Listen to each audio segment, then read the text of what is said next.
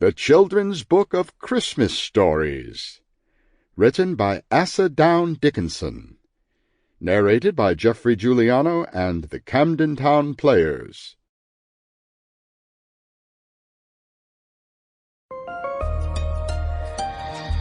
Icon Audio Arts.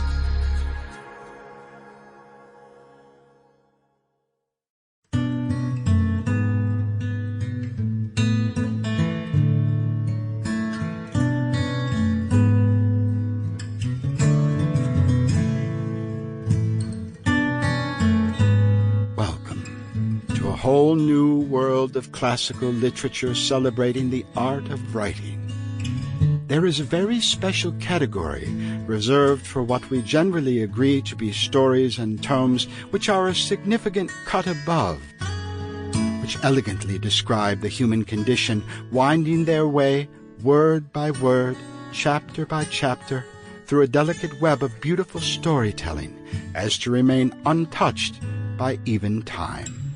These are, by definition, the classics, when the synergy of truth, intelligence, and insightful description come together in a tale which moves one emotionally, inspires, and educates.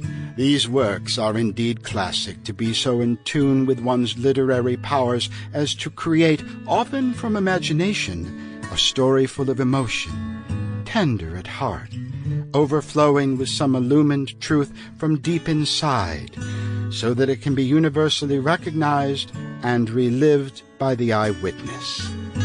That, too, is a classic. Together, we go far beyond the recommended reading list of the studious English language major to bring you what is the elemental soul of the art of the written word, so that you may, in your own way and time, enter into the story laid out before you, to be forever changed and just that much more enlightened. That, then, is the true power of classical literature, and our humble attempt at its presentation herein as an audiobook to remember. Welcome.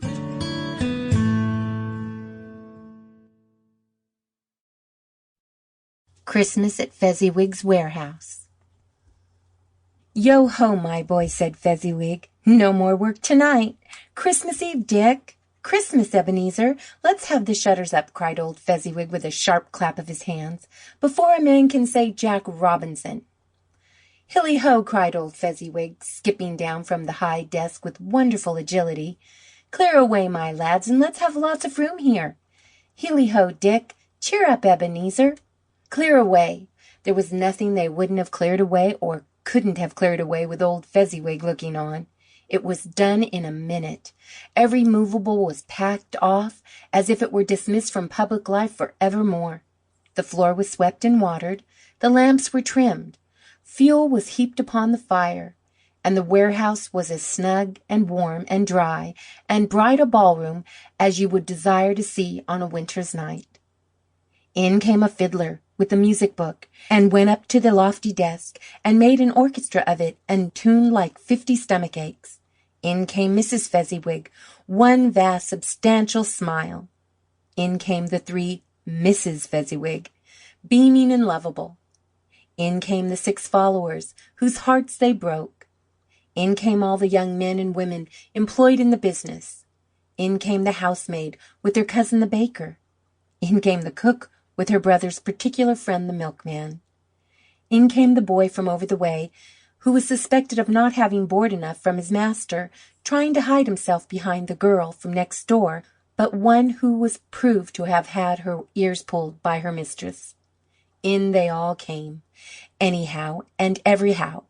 Away they all went, 20 couple at once, hands half round and back again the other way, down the middle and up again, round and round in various stages of affectionate grouping.